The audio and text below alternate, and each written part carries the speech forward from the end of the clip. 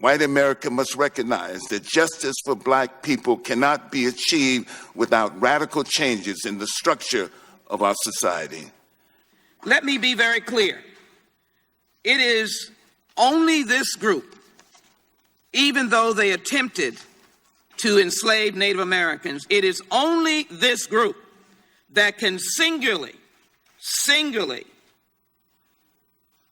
claim to have been slaves under the auspices, the institution, and leadership of the United States government. HR 40 is in fact the response of the United States of America long overdue.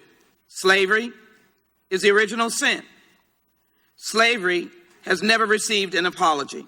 And I feel a sense of anger where we are in the United States of America, where we have not had direct conversations about a lot of the root causes of the inequities and the pain and the hurt manifested in economic disparities, manifested in health disparities, manifested in a criminal justice system that is indeed a form of new Jim Crow.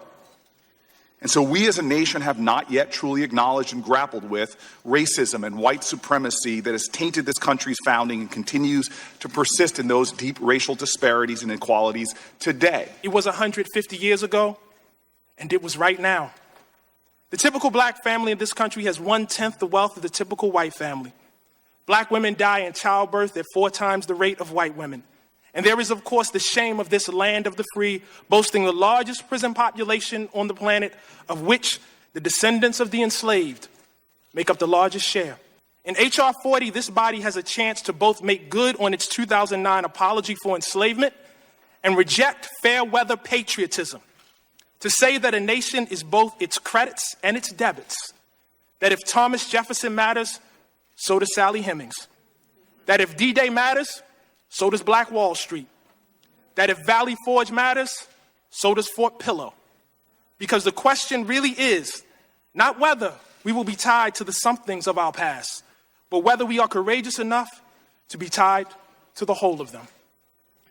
I sit here as the great-grandson of a former slave, Mary Brown, who was freed by the Emancipation Proclamation on January 1st, 1863.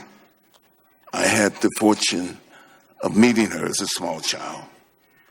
I also sit here as the grandson of Reese Mae Huntley and Rufus Mack Huntley, my maternal grandparents, who were both born before Plessy versus Ferguson, the Supreme Court decision in 1896.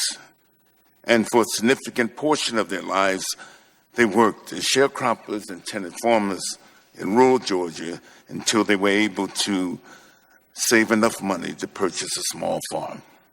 I close, with the insightful and still relevant words of Dr. Martin Luther King Jr. in 1968. And I quote, "Why is the issue of equality still so far from solution in America? A nation which professes itself to be democratic, inventive, hospitable to new ideas, rich, productive, and ultimately powerful.